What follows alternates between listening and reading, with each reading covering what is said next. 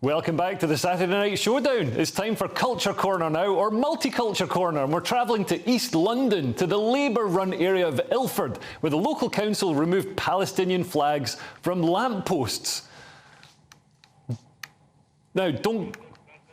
Oh, that's it. Oh, so sorry. Yeah, I wasn't sure. It seemed like a funny place to tail off. But this, I mean, we've got a clip of the flags being taken down. We're going to play that in a moment. But this, the flags. My Jewish friends, the flags are all over London, and a lot of my Jewish friends feel unsafe because it's not just a flag. It's a symbol that's associated with Hamas. It's associated with the attacks of October the 7th. We've got the clip now that we're gonna play. It's just coming up now. Palestine will be free. We'll be equal to the city. Palestine will be free. Redbridge Council, shame on you. Shame on you. And you can hear there's a protest around the lamppost. I mean, Lewis, I don't know where you stand on the Israel-Hamas conflict. I mean, a lot of people seem to have quite fervently taken sides in it, which surprised me, because I mean, there's obviously, you know, there's stuff to criticise on both sides, but we can't forget that this kicked off October the 7th when Hamas went into Israel and killed over 1,000 Israelis, including, you know, women and children, and, you know, committing horrific atrocities. It genuinely is an awful situation. It's almost too awful to put into words. Obviously, the terror attack, just awful. I mean, the things that you read of what happened there, awful. And then obviously with what's happening in Palestine now and the civilian casualties. And, you know, I know people in my own life that, you know, are on either side of those arguments. Then you've got a lot of people that are saying, well, you know what, there's just too much going on, and how do we even find a resolve? And then you obviously see things like this with the flag, where people are saying, you know, I want to show my support for this. Are there better ways to say, look, what's happening with civilians in Palestine? We need to talk about that than putting a flag up. I think there are better ways to do that. But I think ultimately it's really sad to see the tensions rising in London, and you can feel it. And, you know, I know people that are getting worried to kind of walk around the streets. And you just see this awful situation. And I don't think that there is a clear resolve. I think this council, and it's a Labour council, which is the most surprising thing, they've shown the resolve to actually get up that lamppost despite the protesting mob underneath. They've got up that lamppost and they're taking these flags down. And I don't know why Sadiq isn't doing it all across London, because, I mean, this is Britain. We shouldn't be flying another nation's flag, Paul. Well, that's a very good point, Leo. And any council, no matter whether Labour, Conservative or anything else, have a responsibility to protect the community and keep the community safe. And that's a public lamppost. So flying a flag on a public lamppost is different to perhaps hanging it from a bedroom window or something of that order. And it represents, in many ways, it represents the ideology of Hamas.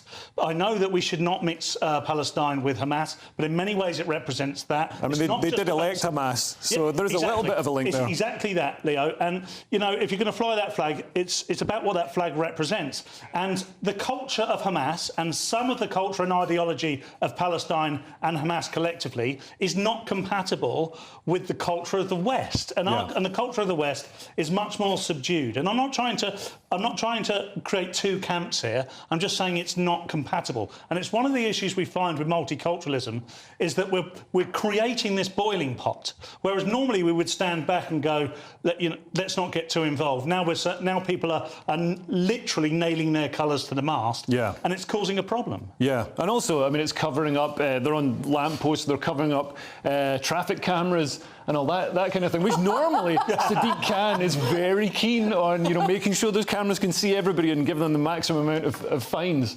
But for some reason, he doesn't mind now. No.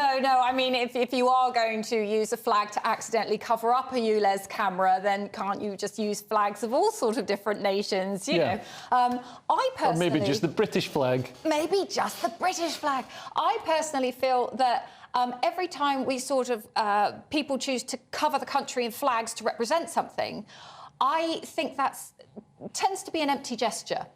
Even when you're like supporting something like Ukraine, like suddenly everywhere I went there were Ukrainian flags, and I started joking to my husband, I love living in Ukraine, isn't it marvellous? Like, because they were just everywhere. But unless you're actually going to do something and affect a change, then what really are you doing? Yeah. Like, for example, when because this is to do with flags and symbols, and when, for example, the footballers all went to Qatar and they said, we're going to wear our flags to support the LGBTQ community, and then they were like, fine, you won't play and you'll get penalties, they all took the bands off. Yeah. Do you see what I mean? Yeah. Like, I just think that there's too many flags for whatever happened to kind of acknowledging what is going on and taking steps, if you feel that strongly, to talking and educating people instead of sort of plastering your ideology all over the place and then yelling at the council when they're trying to create a level playing field for everyone. I have Jewish friends, and God knows how they must have felt seeing that put around their neighbourhood. No, absolutely. And also it's a flag of a foreign country, and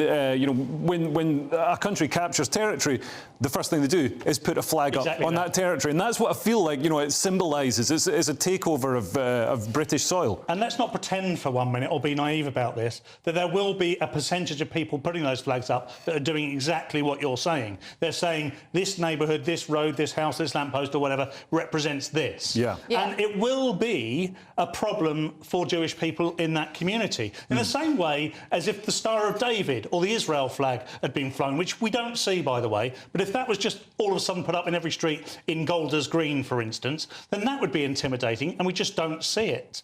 So I think for me, it's right that the council took it down. It's quite clearly inflammatory, and I just don't think it has any place in our culture. Well said, Paul.